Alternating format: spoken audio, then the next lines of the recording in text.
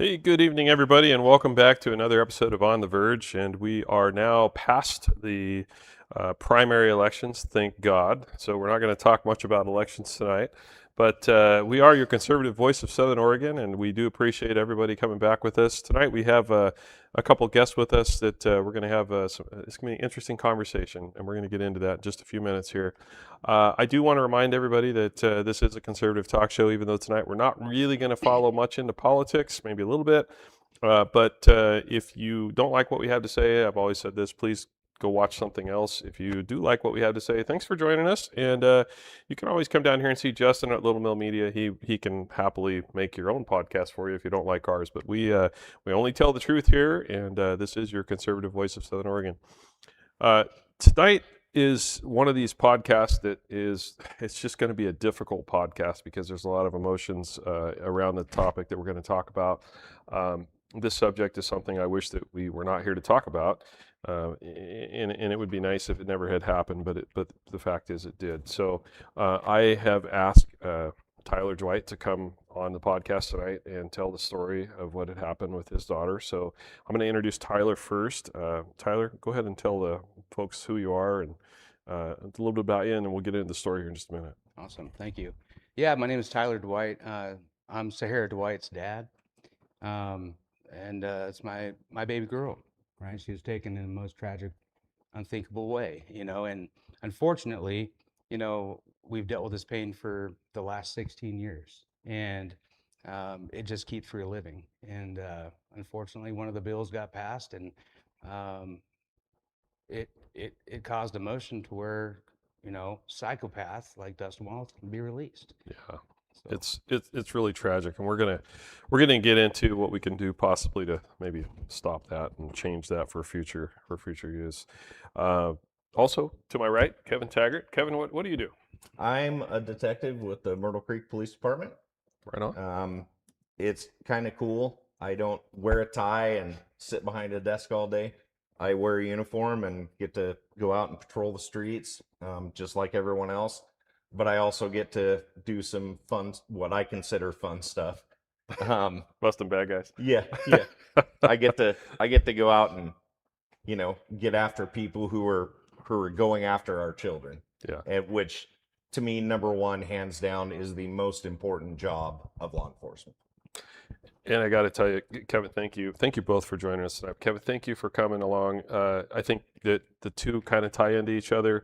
And other than your choice of wallpaper in your office, I enjoyed visiting your office. And if you don't know what I'm talking about, Kevin has a photo, I think, of just about every one of the sex offenders you've busted.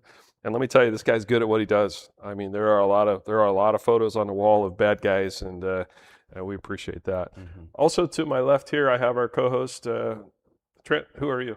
Hi, Trent Drake, and I am the chair of the Douglas County Republican Central Committee, and your campaign manager. Campaign guy. Yeah, Oh, we're not having to work that hard this year. No. Yeah, which is pretty it awesome. was a good Yeah, year. so it's been more of the Douglas County GOP stuff has Yeah. been more the focus. So you're also our chef as of this weekend too. Yep. So thanks for always being part of this. And I am your House District 2 representative. And again, thank you all for joining us. Real quick on the elections. Election didn't go exactly the way I wanted it to go, but in general, in the state of Oregon, I think we did pretty well on the Republican Party side. We did have a lot of our folks that made it through the primaries. I was an Ed Deal supporter. Ed didn't make it. But I will just tell you, we are 110% behind Christine Drazen. At least I am. I can't speak for all four of us sitting here, but I am 110% on changing what we have going on in this state. All it takes is one of three things. We can change the House, the Senate, or the governor. The governor has veto ability. She can stop bad things, or he can stop bad things. In the House and the Senate, I don't know if it's a lost cause, but right now both Republicans are in the minority, super minority in both houses, and we need to change that as well. Most importantly, we were able to kill the Measure 120, the gas tax, and it was overwhelming, like 82 or 83%. 82%, I think. Yeah. which is slightly under what we originally polled it at 95%. So that tells you, and that won in every single county. I think it's a first in the history of the United States, I think, in the margins. And that tells you that every single county, Democrats, Republicans, Independents, non-affiliated, whatever they were against an idea that our governor pushed. And she rammed that through a special session and made sure that we had that. And she ate it. She got it taken back. So that should tell you something, and we need to show up in November. Republicans have got to get out of bed and come and vote. I mean, otherwise, I just don't know if the state can handle 4 more years of bad policy. And we're going to talk about that tonight. Part of the reason we're here tonight is because of bad policy, and the fact is that it needs to change. When we changed Measure 110 in, gosh, I think it was the 24 or 25 session. 25 was 25, it? 25, yeah, it might have been. Anyway, when we changed that, we literally worked on that all night, many nights, and the Democrats fought us on every single step of the way on that. And they fought us on it because they didn't want to do more harm. They wanted people to be, not put in jail, not have the opportunity for rehabilitation. They just wanted the state to step in and just pay for whatever, and just continue, holding their hand and giving them a house and giving them food.